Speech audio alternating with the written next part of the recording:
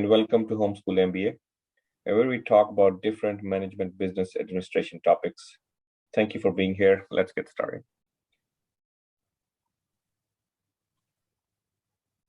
So the agenda today is, product development, creativity, and innovation for managers. Um, we prepared a one-pager going over innovation and creativity. This is a very interesting class. Some of the key concepts taught in this class are, needs assessment, total quality management, and process and models.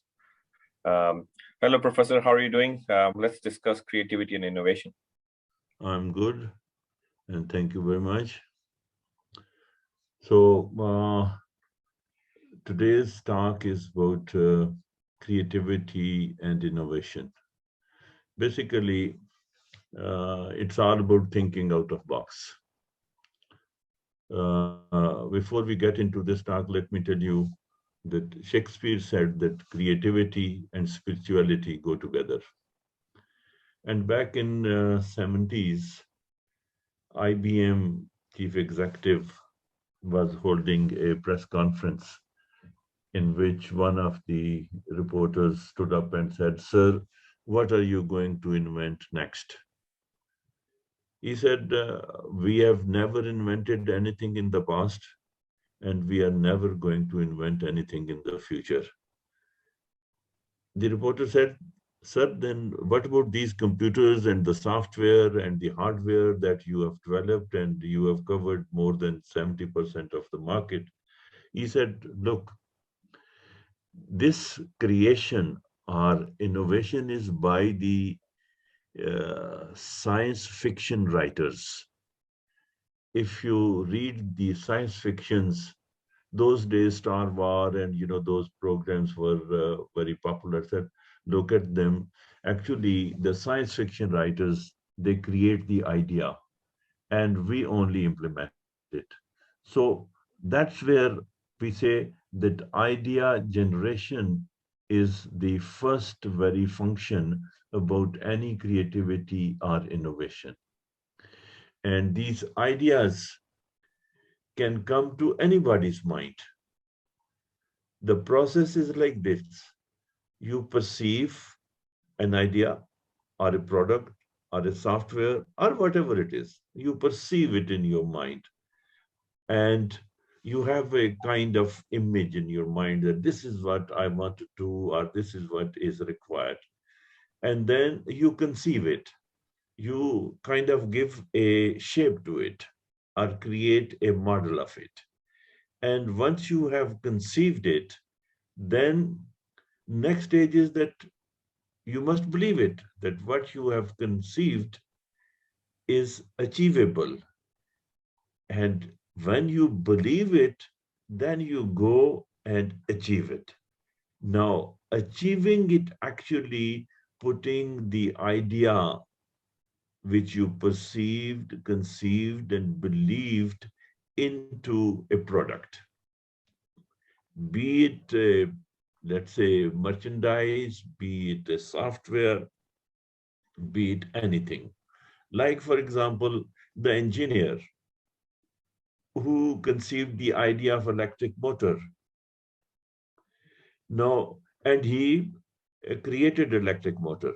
Now, electric motor itself is nothing, but let us say when it was commercialized, then it became a very central part of the business. Like, for instance, McDonald's, they used it for juicer machine, and they started, making juices out of the juicer.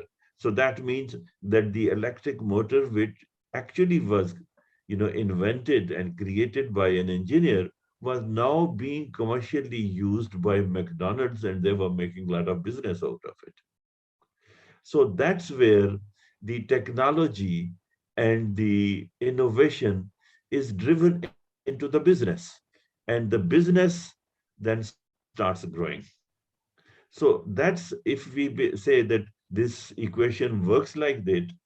The other side is now, after having said this, that how do we kind of start perceiving.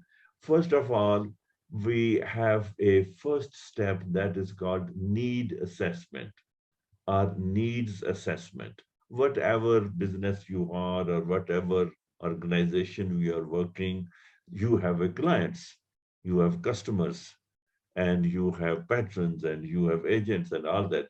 So you have to assess their needs.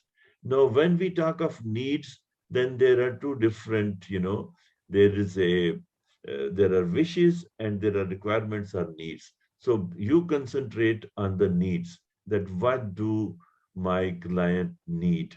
And that is, you decide what, when, where, why, who, and how will you do that, and how will this idea and concept generation help my customers. Like if we relate the example of electric motor, that how this electric motor that I'm thinking to invent, or the wheel that I'm thinking to invent, how will it help my customers? And then next stage is that you make sure that it is a quality product, it is reliable, and it is, kind of, the reliability must be ensured in this, which can be done only through total quality management. TQM is a technique again.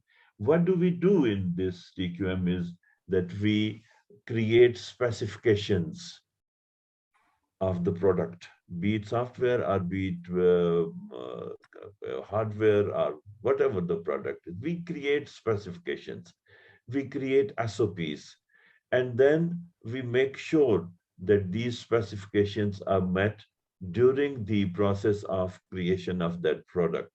And if we, meet all the specifications that we made before actually starting the project, and then we complete the product, that means that we have ensured quality, and this quality is going to be reliable. And reliability, when it is reliable, then of course there is other side of this total quality management, is that then your product can follow by different warranties and guarantees, and but that takes us to another side of the situation. So total quality management, and then process models. In this case, you analyze the process and you create physical models and you carry out cost analysis, that how much is it going to cost us, and will that cost be borne by us or be borne by investor or whatever. So once you decide about this process models, and then you start working, and ultimately you create a computer, and the computer comes into market and in 1945, and then you know that how it developed into today's computers and all that. Similarly, various products, we could talk of G4, G5, and so on. So that's what the creativity and innovation is all about as far as organizational development is concerned. Yes. Um, I guess one thing is maybe we can highlight a little bit on uh, software Okay. side of things versus having physical models. Mhm. How does creativity and innovation is it similar in both cases? Is it different? How does that work? No, it's not. As far as the thinking process is concerned, it's similar. But as far as creating models is different. Because in, let's say, the manufacturing side or the hardware side, the models are just a symbol. It's the physical shape, that how it is going to look like. And within that is the specifications.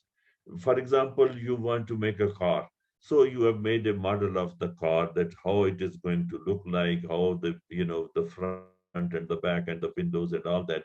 So that's a kind of model for a, let's say, for a product or a thing. But as far as software is concerned, The modeling means actually developing the SOPs, that this is how, this would be the input of my software, that is how it would be processed, and that is how it will give us the output. So that's the difference between the two different types of models, the hardware model and the software model. Of Okay. course, software model can be applied to, because the hardware model can be dependent on the software model. Yes. Okay. Thank you, Professor. Interesting talk. Thank you all for watching. Please like and subscribe to all our social media. Thank you, Professor. Till we meet again. Thank you again.